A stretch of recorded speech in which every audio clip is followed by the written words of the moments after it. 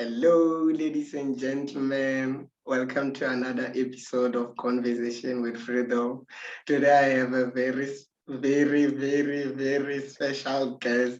Like, she's one of the kindest souls that I've ever met. I call her my mom because she's so amazing and I'm blessed to have her in my life. She's so inspiring. Her name is Sonia. She's from California, and I'm so blessed.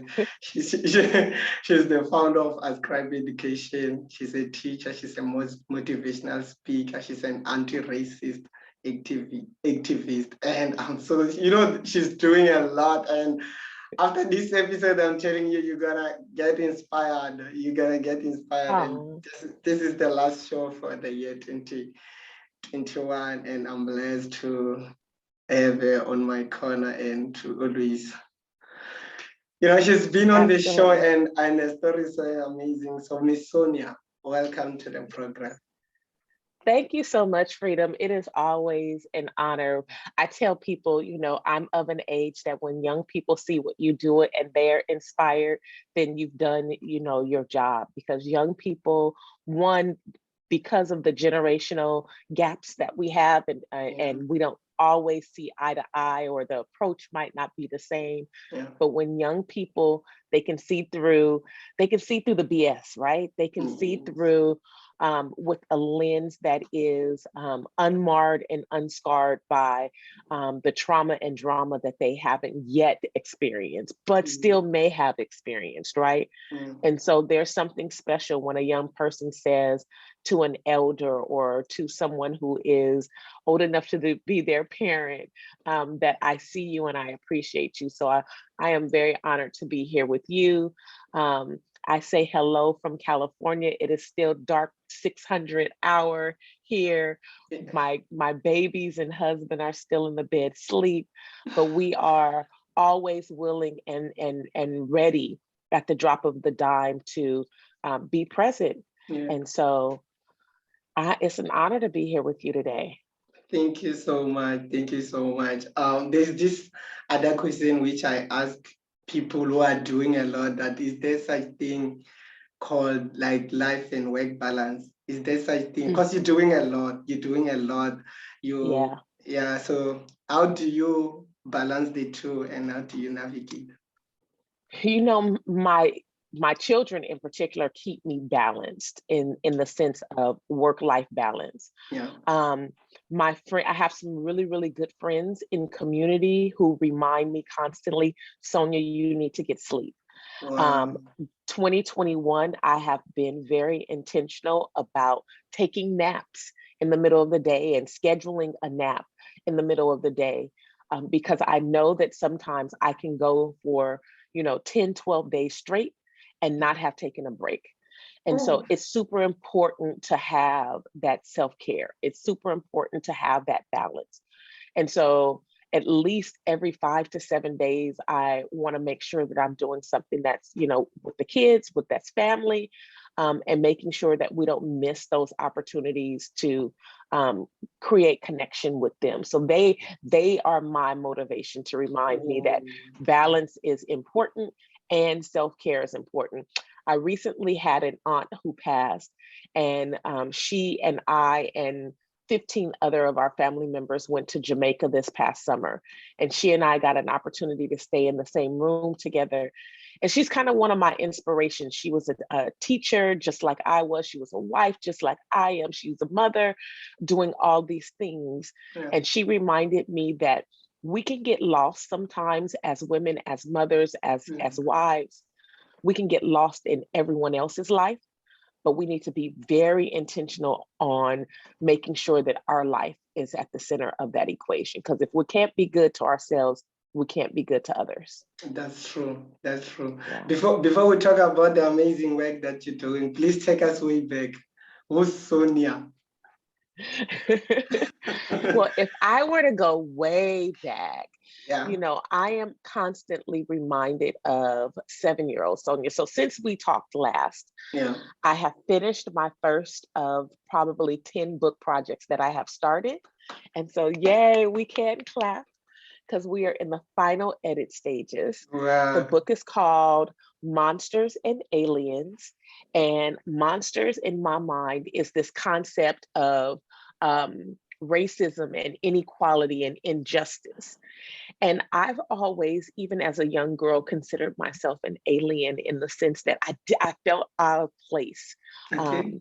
I, I didn't feel like going along just to get along. And so when I was 7, I Yeah. challenged my school and I refused to say the Pledge of Allegiance. And so this book is about that experience. And so I remind myself of 7-year-old Sonia. I Oh. oftentimes ask her, what would you do in this situation? Oh. Because she was someone who was extremely fearless. Yeah. She was someone who was extremely observant. And I'm still kind of fearless. I've experienced some things in the world. Yeah. But I'm still super observant. I tell people ask me all the time, what do you think is one of your superpowers? Yeah. And I think that it is listening and being able just to be a voice for others. And so that's what I learned from my younger self. And she just, continues to inspire me. Okay. You are the founder of Ascribe Education. Please tell us more about Ascribe Education and where did it all start, and how would you like to see it in the next 5 or 10 years? Ooh, that's a good question, Freedom. So, as you know, I am a former high school history teacher. Yeah. And about, oh my gosh, a little over a decade ago, it's been a long time. Wait. How long have you been doing this? I've been doing a scribe has been a thing for 13 years. So it's been a long time. I know. It's been a long time. I'm not new to this, but Yeah. every year there's a new challenge to approach, equity work. Yeah. And so coming from the space of being in the classroom and making sure that students get the best of whatever a school can offer has always been my focus. And so 13 years ago, I was forced to become a whistleblower. My principal at the time was taking money from the program that I was running and spending it on another program. And then he wanted me to sign on the dotted line, like I knew that money was being spent in that way. And I refused. And so my school district then had to turn around and pay me to be quiet. And I wouldn't be quiet. And so it became this thing, what am I going to do now? They couldn't fire me because I had tenure. And then I refused to just take any school assignment. They wanted to put me in schools that were either far away from my home, where I wouldn't be able to manage getting my kids back and forth to school and me being a good, employee and showing up on time. Or it was a school setting where I just felt I've been there and I've done that. And so it took 2 years of actually fighting the school district. And we ultimately just, settled out of court. And I walked away with a severance package that they had to pay me the entire time. And during that process, I was really suffering from depression and anxiety. So, we don't know what stress, how it can impact us. And I probably was in denial in the beginning because the only focus I had was fighting that thing. All of my energy was going into fighting this big giant, the school district. And so I met with a counselor, and a counselor was like, you need to slow down and reevaluate what you want to do with your life because you're becoming depressive. And, for Black women in America in particular, I've asked my mom this question over the years: how does stress manifest itself in your life? And she said, for Black people, we don't have time to be stressed. We have to figure it out. And so I was just at a crossroads because I couldn't figure out why this man, why this school district, why this big entity was, in my opinion, attacking my ability to earn a living.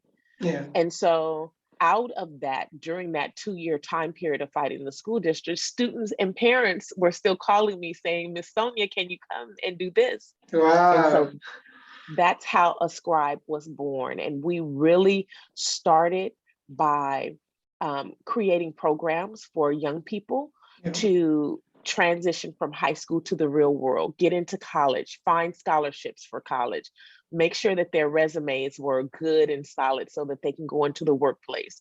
That's what we started on. Yeah. And that's equity work, right? Now it has morphed into me being a expert in the field of equity and doing anti-racism work. Wow. And so I go into a lot of organizations and I help facilitate sessions on what it means to create an anti-racist work environment. How can you serve the most disenfranchised in your teams and within your organizations and the people that you serve so that they feel like they belong? This is what I know for sure. When an organization has people who feel like they belong, production will increase. True. So if you want the best out of your team, you want people to make sure, you want to make sure your team feels like they belong. So that's what we do in a nutshell. It's fun, it's exciting. I often tell people that I'm the debt collector. I'm here to get back all of those things my ancestors were denied and the resources that were stolen from them. These are the people who built this country. And so because I have had to live in the legacy and shadow of their existence, we need to recognize that there are people in this country who have benefited off of the backs and labor of free labor. So that's kind of, where that's the leveling of the playing field, right? That's the balance that I'm looking for. Yeah. Okay, that's the work that you're doing is amazing. And tell me, what kind of advice would you give to that little girl who's actually having a hard time fitting in, who's like trying to, who doesn't have courage to speak up against the injustice that they are facing? So what kind of advice would you give to that little girl? Because you've been there, you've lived it. Absolutely. I would say trust your gut. If it doesn't feel good, say something about it. Wow. If your gut is telling you that, and this is the thing. So as an adult who, now has circled around the earth and had 50 years of experience under my belt, this is what I know for sure, is that we as adults often tell kids, shh, be quiet, shh, stay in your place, shh, you don't know, that you don't have the experience. And so what I would challenge adults to do is to listen more intently to young people and to make sure that they have a voice and a place that is safe. And when I say a safe place for them to share, I mean that they have people in their corner where they trust that they can share their most inner darkest secrets with. So if something's bad happening to them, or if they see an injustice, that they don't feel like they have to keep that thing a secret.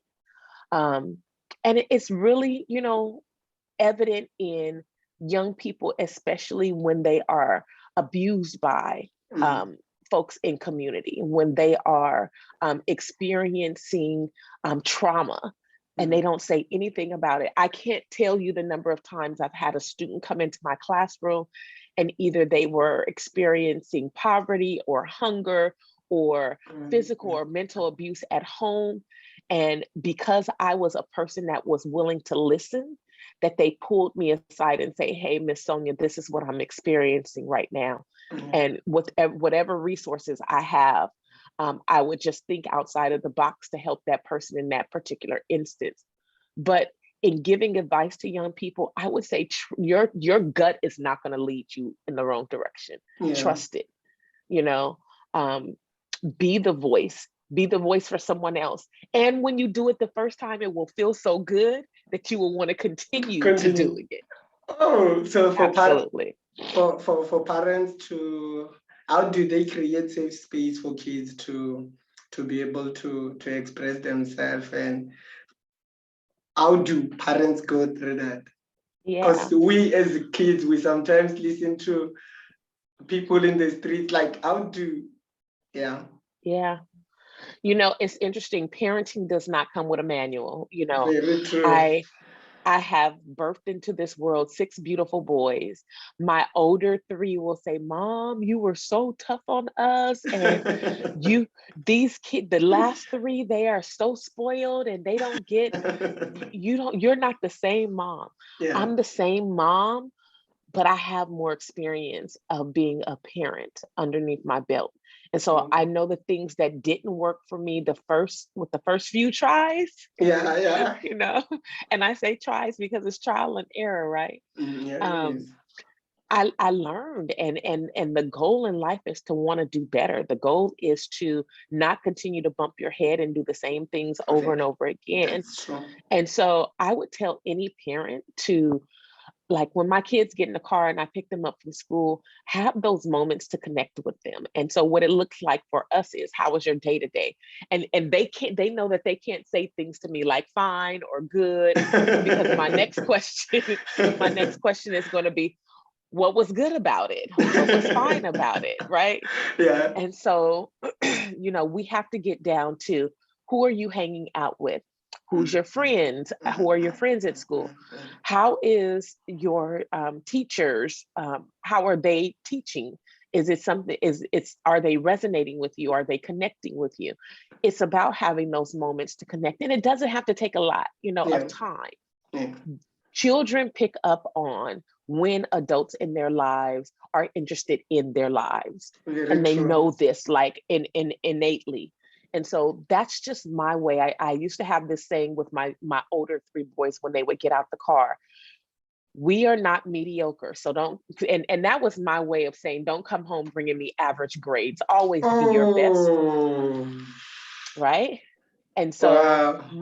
my now 16-year-old, when he was in kindergarten, he would say, "We are not meat and okra," because he couldn't pronounce the word mediocre. And so we would tease him. But you know, when you encourage young people to be their best, not compete with the next person, Yeah. not think about what, you know, the teacher has as expectations of them, but be your best, then children feel like they are validated in the world. And so celebrate what they're good at, Mm. figure out the things that they like and don't like, and Yeah. make sure you include them in those kind of decisions and conversations is the way that I approach making sure that young people have a voice. Wow, that's powerful. How do you define success? Oh, so that's a loaded question. Success is so subjective. Yeah. Um, Success for me is, again, I would go back to not competing with the next man or the next business, Yeah. right? Mm. Success for me is making sure that I'm able to live out, realize my dreams and try to make them come to true, right? Yeah. And so, knowing what my gifts and talents are Mm. and making a way for them, right?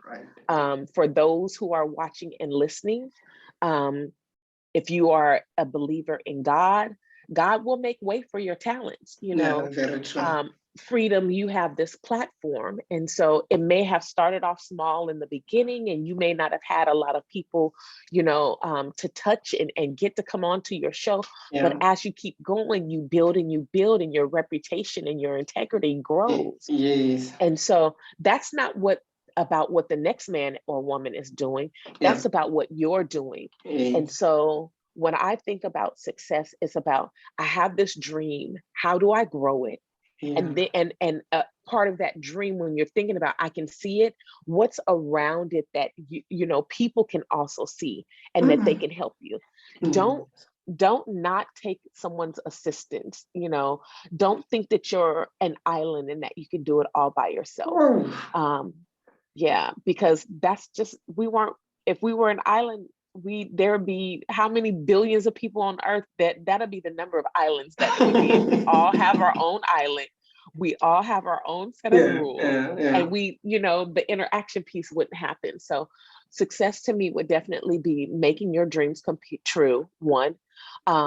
2, not competing with the next person, and 3, knowing that you're not an island, and getting that help from people, networking and making sure that you have those connections. Wow, that's powerful. And then failure. Yeah. Yeah. How, What was that last piece? failure. How do you define failure? Failure is an opportunity to try again. Failure is that thing that is, for me, motivation. Okay, it didn't turn out completely the way that I envisioned it, right? Yeah. But what did you learn from it? Failure is oftentimes thought of and miscategorized as something that we should give up. And Yeah. I think that sometimes people get stuck on disappointment and they don't know how to get over that disappointment. Failure is very much similar to that. And so I would define failure as an opportunity to try again, an Yeah. opportunity to think bigger. Yeah. Because once you've experienced something and you've seen you might have seen, that part right there was not the tight part. Oh, that it was that step that I didn't do well. But it's always that opportunity to try again, and Yeah. that opportunity to say that this may not be the thing for me, and let something go. So I'd see as failure as always an opportunity to do something more. Yeah, you've just touched on like something which I think it is very important. How do someone know that this is not a thing for me?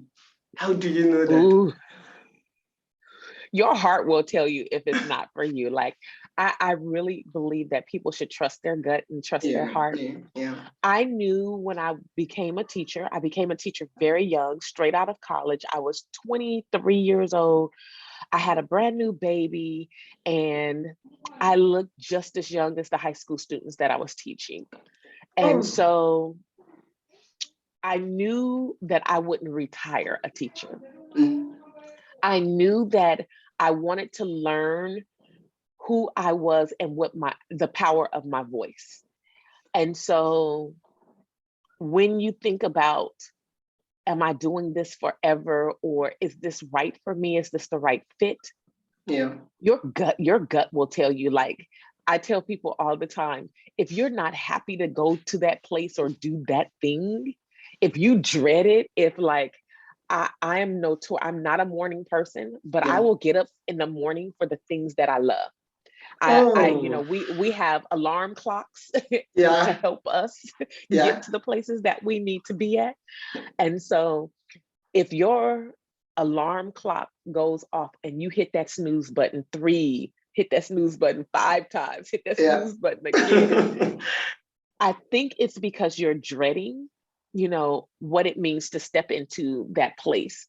And so if it's not making your soul and your heart happy, Yeah, it's time to let it go, come up with another plan. And again, figure out what you're good at. Because when you figure out what you're good at, yeah. and if you're able to make a living doing something that you're good at, you will be happier with yourself. You will be Really? so much happier. That's Yes, true. That's true. What are some of the important lessons that you've learned in life? Because ooh, you've been doing this life thing, and yeah. Some of the important lessons that I've learned in life is my mother taught me. No, I'm going to go back another generation. My grandmother, my paternal grandmother, she taught me, and I didn't know her very well because she passed on when I was a young girl. yeah. Um, she used to have this saying, a closed mouth doesn't get fed. And so basically, what that means is if you don't speak up, no one will ever know what your needs are. No one will ever know that you're hungry. No one will ever know that you're thirsty. No one That's will ever know that you're powerful. cold, right? So a That's very closed mouth powerful. doesn't get fed. And so I really and truly live my life on making sure the needs that I have, that I try to meet them. And that if I can't meet them, that I find someone who can help me meet them. Yeah. And so that would be one rule thing that I, lesson right? Mm. The second is my mom would always say, be your best. No, there's no one like you, right? We are individuals and we are original. Be Oh. who you're supposed to be. And it's important. It's important that young people, even I don't care how old you are, us Yeah. older people, us more mature people, we sometimes get caught in the rat race, and we're doing that thing, and we look back and we're like, oh my God, where did my life go? Yeah. I can Yeah. look Yeah. back Yeah. because I never wanted to compete with the next person. I can look back and be like, I had this list of goals and I've been able to check them off. And so setting goals for yourself is super important. Another lesson that I learned, my dad used to always say, baby girl, you're the best thing since sliced bread. And right. Yeah. So I grew up with parents who were very encouraging. Mhm. And he would say, you're more beautiful than anything that I've ever seen in my life. And so I believed that. I Yeah. believed when they told me that I was smart, that I can do anything I put my mind to. But my dad would say, don't be conceited, be convinced. And I'm going to repeat that. Please. Don't be conceited, be convinced. So conceit is like, I have to, oh my God, I'm so pretty. Oh my God, I'm so smart. That's conceit, right? It's Yeah. like you're boasting about who you are, right? Okay. Being convinced is showing up and walking in a confidence, showing up and showing people how brilliant you are, showing up and assisting others in what they need. That's confidence. That's being convinced. Yeah. And so he would say, don't be out there being conceited, because conceit, will tear you down, but be convinced, show people who you are. And so those are probably the three lessons that resonate and stick with me the most. And Yeah. I still, like I said, to this day, there's no one who can stop what Sonia's going to do. Sonia can only stop what Sonia's going to do. And so Wow. we have to keep going. Yeah. Yeah. Absolutely. How do one stay in their lane? Because Ooh, there's so stay much because there's so much noise going on, there's so much noise on the social media, there's so much noise everywhere. How do everywhere. one stay true to themselves, and how Yeah. do you stay in their league? Yeah. This is a hard one. It's trial and error, right? Yeah. We got to Yeah. figure out that thing, right? Like I spoke of before, Mm. of one, figuring out what your gifts and talents are. When you Yeah. figure out what your gifts and talents are, it'll be easier for you to speak those truths, right? Because Yes. you know them like the back of your hand. You're like, okay, I know I can handle this situation. Yeah. But it's so easy in the world that we live in today, especially with social media, especially with media in general at our fingertips. We can Google anything, right? Very true. But we're doing ourselves and the world a disservice to spread ourselves thin. There's this saying, and I want to read it correctly, being Please. a jack of all trades. And so I used to hear people say, are you a jack of all trades? I'd be like, yeah, I know a lot of things. Yeah. And I know that I can excel at a lot of things. But the full saying says, a jack of all trades is a master of none, right? So that's part of the saying that a lot of people just say that and they're done with it. But the full saying is, a jack of all trades is a master of none, but oftentimes better than the master of one.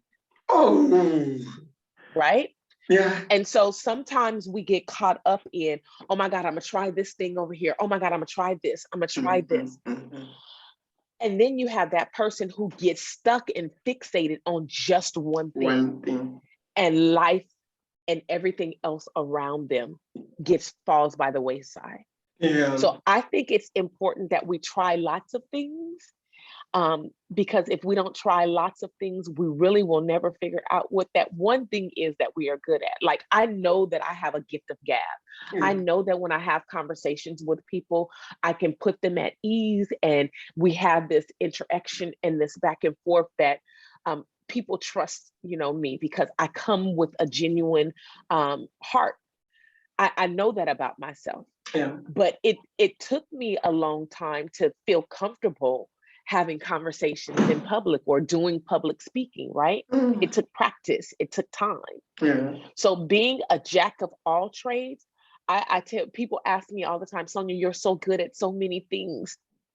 Just because I'm good at so many things doesn't mean that that's the lane that I'm supposed to be in. It means that in that moment, I needed to try to be good at that thing.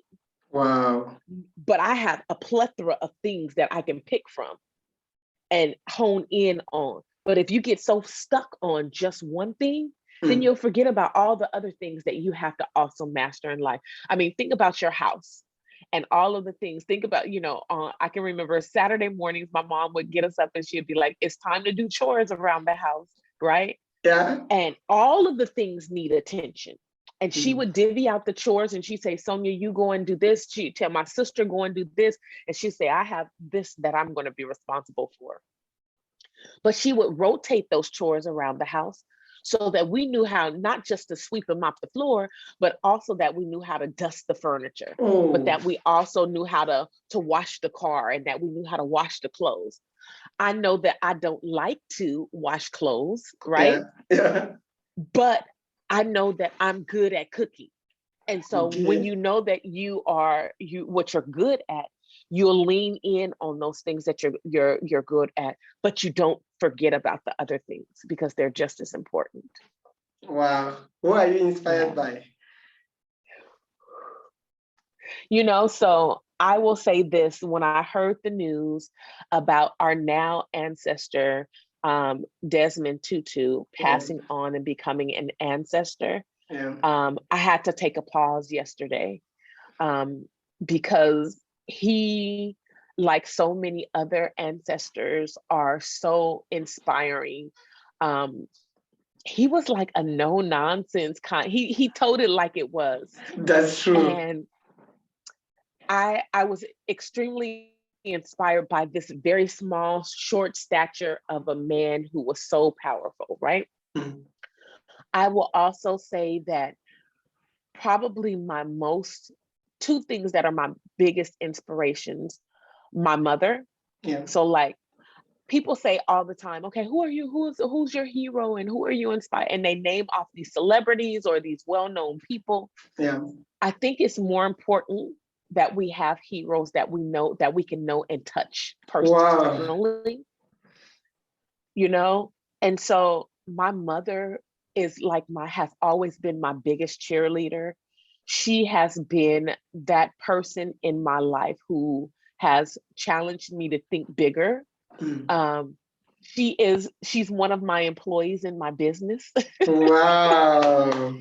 Which is it's so funny to me because I can remember being an 18-year-old girl and I was just like, I'm going to college as far away from you as possibly can be so that you can't drive to me and you can't tell me what to do anymore.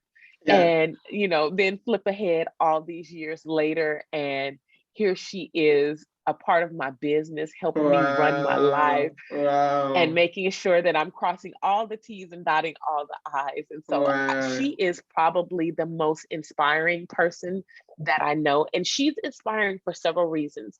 So she grew up in the projects of Chicago. And growing up in the projects, she, there wasn't, her family experienced poverty because they were forced into poverty.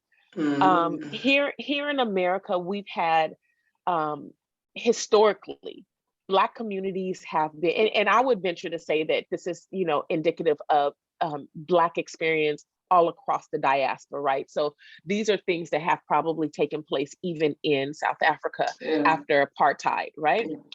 And so lots of Black communities were uprooted and bulldozed during the mid 1900s.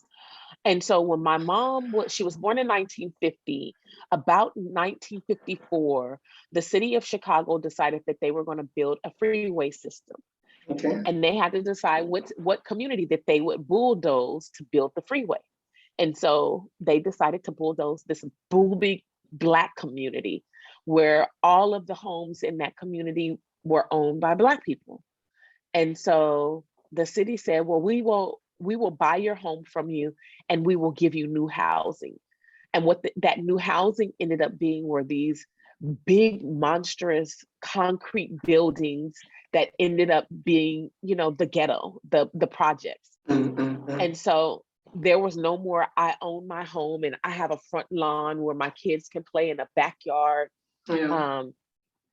All of those things went away from her. And so when she decided to become an adult, she said, I'm going far away from there. And I don't ever want to have my children live in apartments or projects. I am going to work as many jobs as I need to in order to make sure that my kids have better than me. Wow. She also was very determined to earn her college degree. And so she went to a very racist college. She was one of 10 Black students who were accepted the year that she went to college. Yeah. And she said it was the worst experience ever, but she was so determined to earn her college degree. She graduated college the year that I graduated high school. So it took her 18 years to graduate from college. And so if that's not inspiring, I mean, we literally a day apart from each other. I walked across my high school graduation stage. She walked across her college stage and received her degree.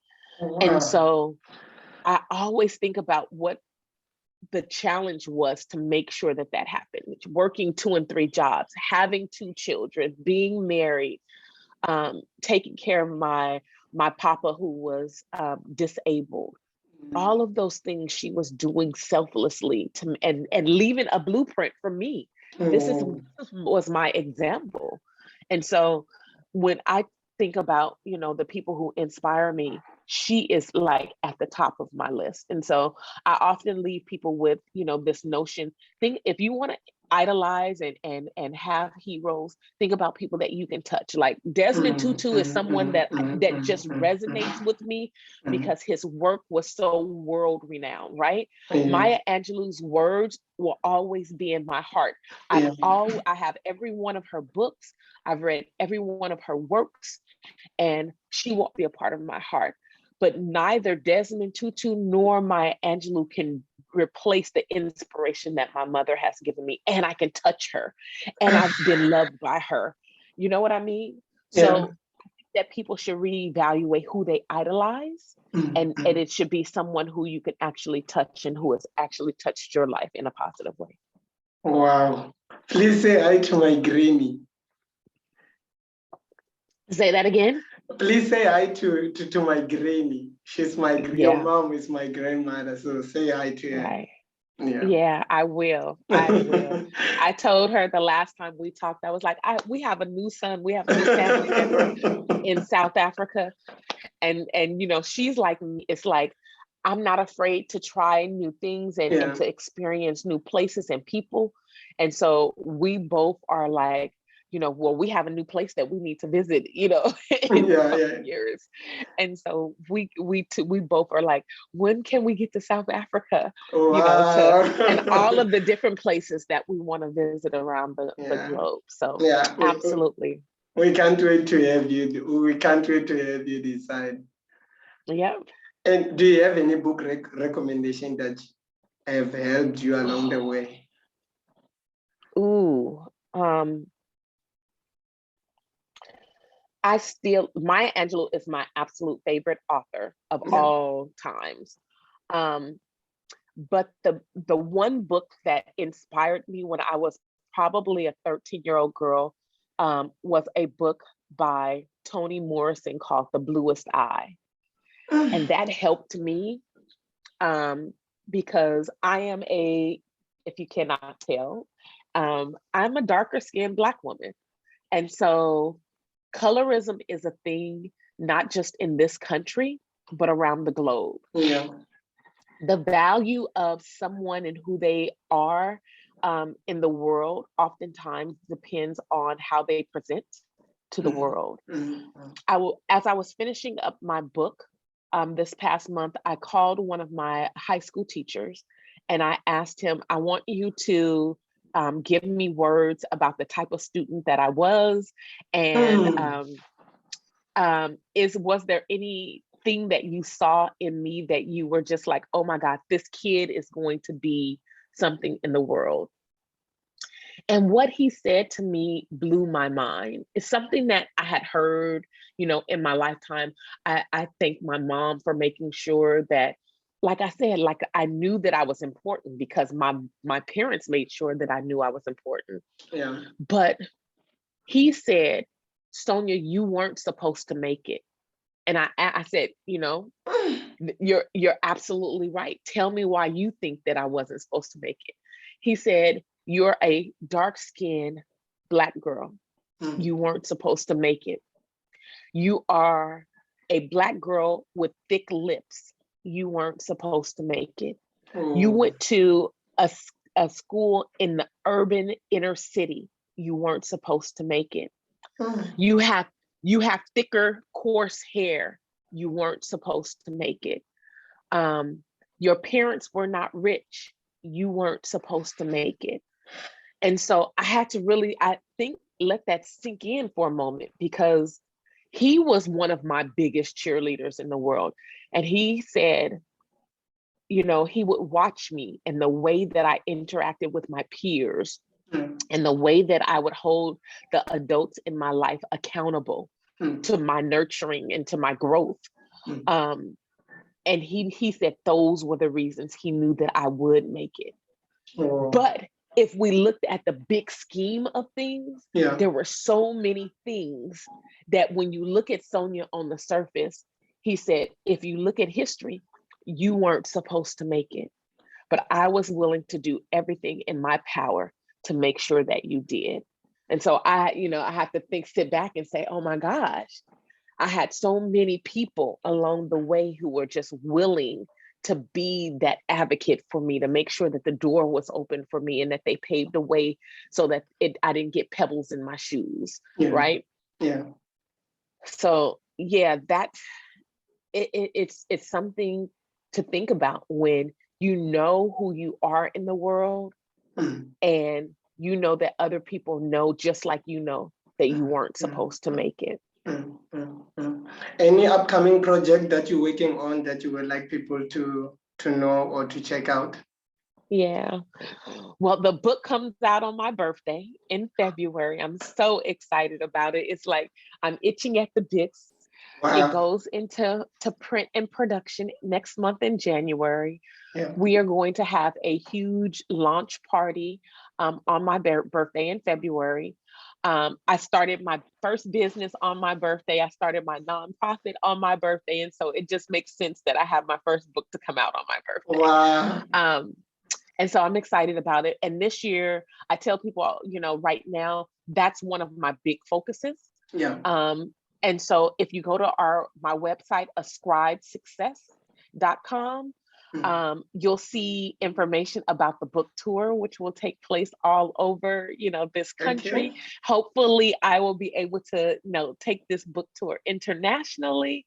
But yeah, I can't wait to just inspire people to be themselves, to listen to themselves. And, 7-year-old Sonia is the core of what the story is all about. But even as I now am 50 and as my mother is 71, I tell people, just because we've matured and we've had life experiences that have passed us by, you can go back to your 7-year-old self and ask, what should I have done? How should I have approached that situation? And so really and truly, that's what the book is about. It's about encouraging people, one, to make sure that young people have a voice, but two, to remember who they are at the core of who they are and go back to their younger self and say, give themselves permission to, feel joy, and to grieve, because no one gets it all the way right. We all make mistakes. We all are flawed and have imperfections. And so go back to your younger self and, apologize or lift that younger person up. What would you have wanted your 7-year-old self to have, knowing the things that you know now? Wow. So that's the next project. It'll be this book tour, and just hopefully inspiring someone to trust themselves, trust their that gut feeling, like you can do this. What kind of the world that you want to live in? The world that you dream, that you wish? Ooh. So because I am an equity expert, the world I want to live in is anti-racist. The world, I believe that if we can address anti-Blackness throughout the world, we will take care of all of the other isms. We will take care of sexism. We will take care of homophobia. We will take care of Islamophobia. We will take care of all the other isms that kind of hold us up. And so addressing how we treat each other from a human perspective, right? All people are worthy of being a part of the equation. I don't care what your background is. I don't care what your resume says. I want to give opportunities to people to experience new things. And we can't do it the same way that we've always been doing it. There's a saying, if you keep doing the things the same way and getting the same results, that's a sign of you being crazy. So it's like that rat on the rat race, right? It's oh, I got to the same place in that maze and it's a dead end. Let me retrack my steps and I'm gonna go again, and I get to the same place. We have to get off the rat race. We have to get off the hamster wheel and do some things differently. And so the world that I want to live in puts humanity at the center and at the top first. I really believe this, Freedom, that we live in a very resource-rich world. Yes. And the powers that be have tried to convince us that we are living in a deficit. And so what I mean by that is there's enough for all of us to survive comfortably in this world. The powers that be have allowed for some of us to suffer. And there are more of us who are suffering than those who are in power. And we need to flip that. We need to flip it on its head. Wow. Oh, what are you most proudest of? I'm extremely proud of the fact that now I can walk in my truth and not be ashamed.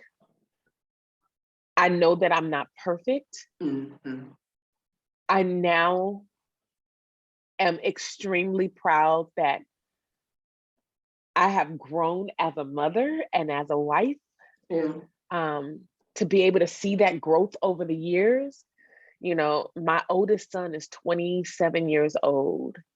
And to see me as a mom way back then, oh my goodness, I had no clue. But my 9-year-old is like, oh my goodness, he's my sunshine, my little bubbling ball of joy. And every one of them in between are, so important to my heartbeat. But I'm probably proudest of being their mom. My oldest son and I, we've been through a lot. I grew up, through his entire life over the past 27 years. And he was telling me the other day, he says, "Mom, you are my living superhero." And I'm like, right, I don't know that I want to be a superhero in that regard, right? Those are big shoes to fill. But just like he says that, my mom is my superhero. So I understand it, I get it, right? And so, but it makes you sit back and like, okay, somebody is watching. Someone's always watching. Yes. And that's how I found you. on my own Yeah, social media, and I was yeah, inspired by the work that you are doing.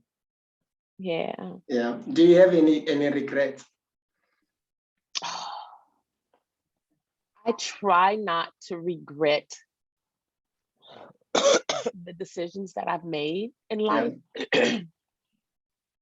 I try to be very present Mm, with and in every moment that I live, mm, so that I don't regret, yeah. right? Yeah. If there's anything that I regret, it would probably be like lessons and opportunities that I wasn't able to provide my older kids. Like Yeah. I wasn't as financially stable as I wanted to be. And Mm, so maybe I shouldn't have had, as many children as young as I was. mm, I don't know, right?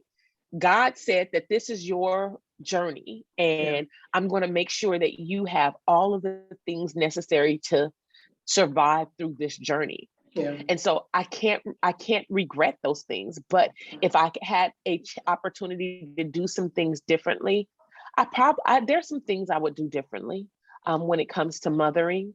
Yeah. Um, but regret, no, they were, even the things that I got wrong, they were lessons and Yeah. opportunities to Yeah. grow. Yeah. So yeah, I'm not a big person on, oh my God, I should kick myself because I Yeah. did this Yeah. thing, this horrible thing in the world.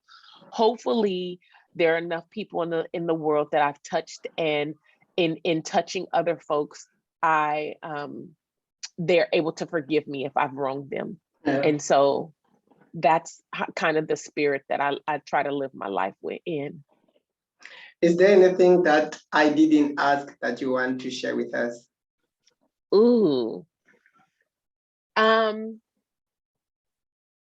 I would just share that young people I mean, I think that people know this, Yeah. but I don't, at the same time, even though people know that young people are the future, I don't think that people give young people enough credit to Wow. do things and the responsibility of understanding. So this is what I mean, especially when it comes to Black and brown folks all across the globe, right? Yeah. Um, as a child, we were given so many more responsibilities than our white counterparts here in America. So I was supposed to know better, you Mm, know, mm, whereas my little friend who was white on the playground, they can just go and play and just live carefree. But yeah. I had to know better. I had to know that that was a no-no. I had to know that this was not the rule. And so I think that we have to make sure that young people feel free enough to listen Yeah. to themselves Oh. and try new things, Yeah. right? Yeah. Um, if not, we're going to be making some of the same mistakes over and over again, trying to figure out government and economy and education and how to treat people when we talk about medicine and how to house people. We're going to have the same mistakes. Young people are the most brilliant people on the face of the earth. Oh, And so yes. anytime I'm stuck on something, or I'm having, this brain freeze or a conundrum, or I'm just stuck and can't figure something out, I Yes. go to young people. And when I Wow. say young people, I ask people between the age of 13 and 22, Yeah. like, what do you think about this? They're pretty honest. Wow. And I trust them because they haven't been jaded by the system. I trust them because they haven't been marred by experiences and trauma. And I trust that fresh perspective. Yeah. And so I would just, say to folks, trust young people. They will lead us out this mess. Wow. Why can people get hold of you? You can get a hold of me at Ascribe Success. That's ASCRIBE success.com. Yeah. That is my website. All things equity you can find there. On the social media, you can find me again at Ascribe Success. Yeah. Um, I'm, I'm here. I'm one of the, I tell people that I am just that chick that shows up. When something happens in the world, in my community, Yeah, and it's an injustice or it lacks equity, yeah, I'm just that girl that's going to show up. And if I can be of assistance, I'm going to give it all, my all. yeah, If it's just, I don't know what to do or give you, yeah. I'm going to be there to listen. And Okay. so that's what I think that some people don't realize is we have so much power. We need to harness it to help other people. Yeah. Yes. This is like the last question of the show. How would you like to be remembered? Ooh, how would I like to be remembered? Yes. Um, I hope that people remember my smile, Yeah. because I'm often told that my smile breaks down walls. And so Wow. if you can just remember, Sonia showed up with a smile on her face and she was willing to work hard. Um, that is part of my legacy. My babies, they grab my cheeks and they tell me, "Mommy, just smile." Wow. Um, and so I think that that brings joy to the world Yeah. when you show up with a smile. Yeah. It also tells people about your heart and how big or how open it is to Yeah. others. Yeah. Um, yeah, that's what I would want people to remember, that she's that chick that showed up with a smile on her face, ready to work. Wow. Mom, thank you so much for your time. I truly, truly appreciate it. And I would like to have you again on the show next year. And maybe we Absolutely. can like talk about your book and everything. And I'm so, ladies and gentlemen, I have to tell you this. She's one of the people who I look up to. And she's Yeah. so amazing. And I'm just honored to call her mom. She's so inspired. And I've told my mom a lot of things about you. When you go live, I'm like, Yeah. when you go live on on Instagram or Facebook, I'm like, Mom Sonia, she's live. So I'm so Oh, I inspired. appreciate it. Yes, thank you so much for your time, and I truly, truly appreciate it. This was the last episode of 2021, and I'm blessed to close the show with you to like you. I'm actually lost for words, so thank you so much. Thank you so much, Freedom. Have yourself a beautiful last few days of 2021. We, with a capital W and a capital E, have work to do in 2022. And Yes. so we will just continue to stay in our lane and do the things that, one, bring us joy, but two, that impact the world. And so I am honored to be here with you and to share in this moment. And hopefully your audience continues to grow and they hear something and see something in you Yeah. that will help them spark that thing that is important to be doing inside of them. Thank you so much.